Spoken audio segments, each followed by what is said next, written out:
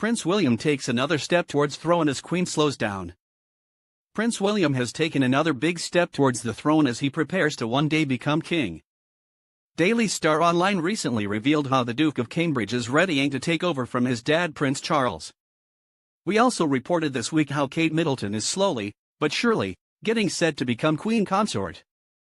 But now Daily Star Online has spotted another clue that Wills is nudging closer to the top job. Figures have revealed that the Duke took on 220 royal engagements in total last year, 50 more than in 2017. Meanwhile, the Queen took on fewer engagements for another consecutive year, from 332 in 2016 to 296 in 2017 and 283 in 2018.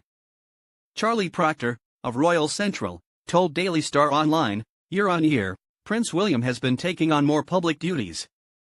In 2013, he carried out just 62 engagements. Compare that to 2018, he conducted 220 engagements, which is significantly more. The increase in engagements shows that William is preparing to one day become Prince of Wales, and eventually King. Although he has a young family and will obviously want to spend quality time with them, he needs to find the right work/family life balance.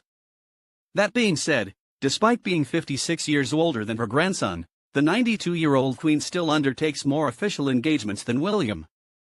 I think as the years go on, Prince William will eventually take on more of the Queen's workload. It is particularly important that he does so now following the Duke of Edinburgh's retirement, as those gaps in the diary will need filling by another royal. The heir to the throne is often one of the busiest royals. Last year, Prince Charles undertook 507 engagements. When William does become Prince of Wales, I expect to see the number of engagements he undertakes increase significantly. In the meantime, he should assist the Queen by steadily increasing his workload whilst still finding the time to enjoy raising his young family. The changes are another indicator that the royal family is amid a major transition, as Prince Charles prepares to become the next king. Camilla will become Queen Consort when Charles takes the throne, the same title Kate will inherit when Wills follows suit in future. Despite Charles taking on a whopping 507 visits last year, he was still outnumbered by Princess Anne, who racked up a tally of 518 engagements. Meanwhile, last year Prince Harry took on 193 visits, Meghan Markle undertook 96, followed by 87 for Kate and 219 for Camilla.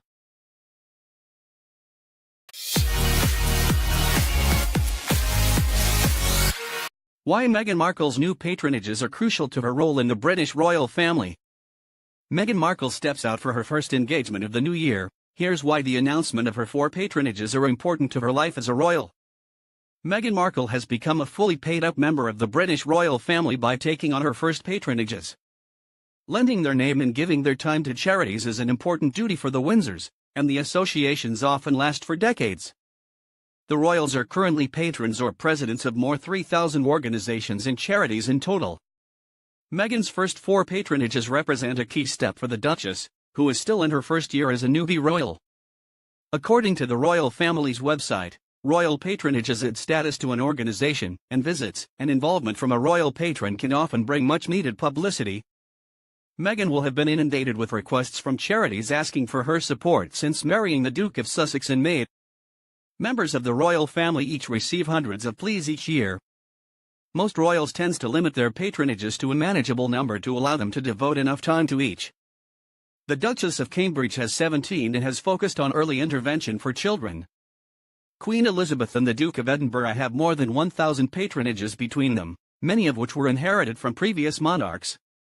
According to the royal family's website, the most influential member regarding patronages is still the Queen.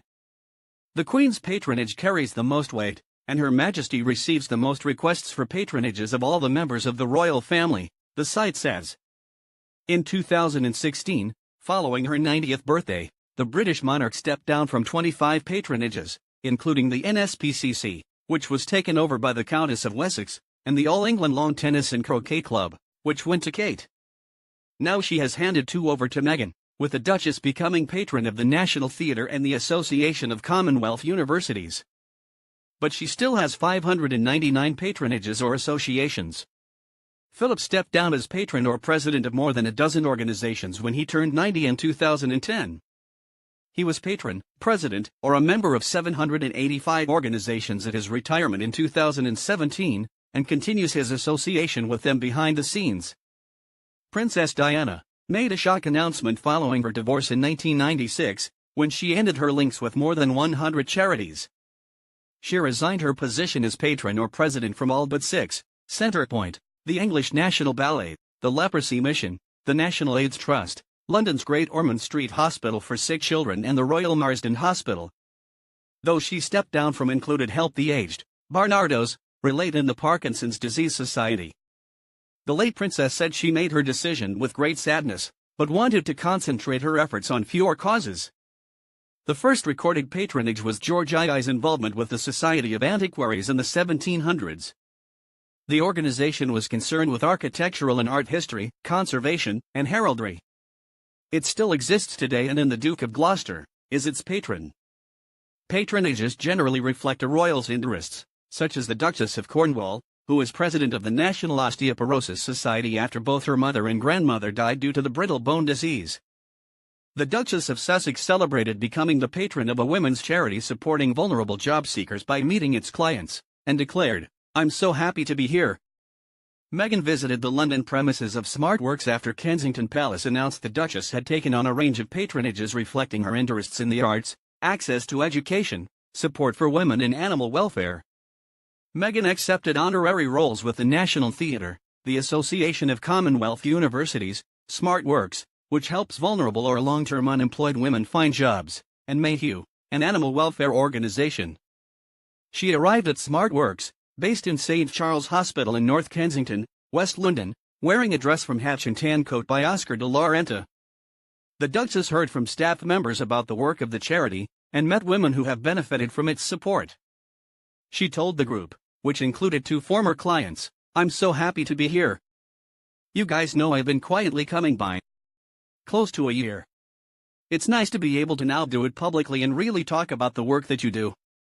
Meghan, who was expecting her first child in the spring, was initially greeted by SmartWorks chief executive Kate Stevens. Ms. Stevens said the Duchess had made several private visits to the center in 2018. She added, "She's really hands-on and involved, and has a natural empathy with people that we've been really impressed by. She's amazing. She puts people at their ease. It does feel slightly surreal." The announcement is a major milestone for the American-born former actress, outlining the first steps of her public life as a member of the monarchy. Kensington Palace said in a statement, "The Duchess is delighted to become patron of both national and grassroots organizations that are part of the fabric of the UK, and is very much looking forward to working with them to bring wider public attention to their causes. Her Royal Highness feels she can use her position to focus attention on, and make a particular difference to these organizations and, more widely, the sectors they each represent."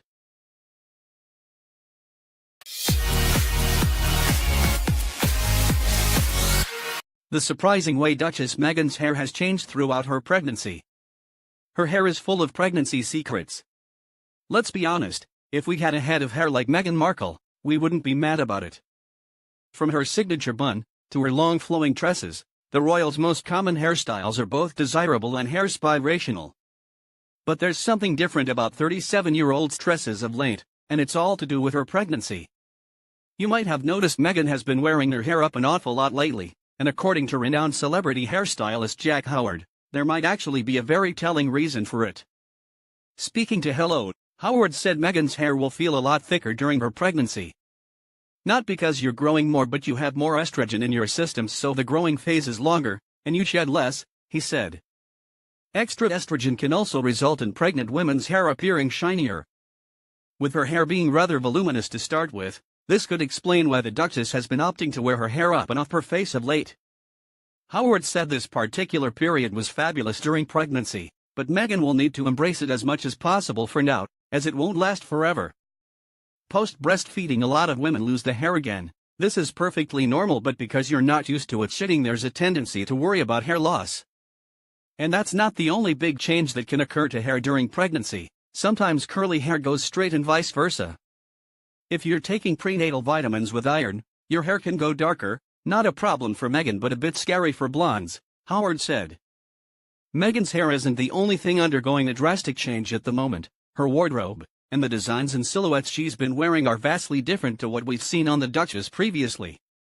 In fact, the pregnant royal has even gone so far as to wear a designer she had previously sworn off entirely, Victoria Beckham. On Christmas Day, Meghan stepped out in a navy design by the former Spice Girl and close friend, which came as a surprise given Markle had previously said she didn't suit the silhouettes.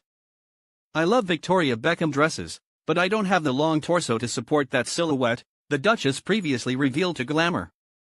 Speaking to Fenale, celebrity stylist Lucas Armitage said the surprising designer choice came down to Meghan's pregnancy. "Obviously, pregnancy changes the body vastly and means expectant mothers will reassess what works and what doesn't. This time BB made the cut."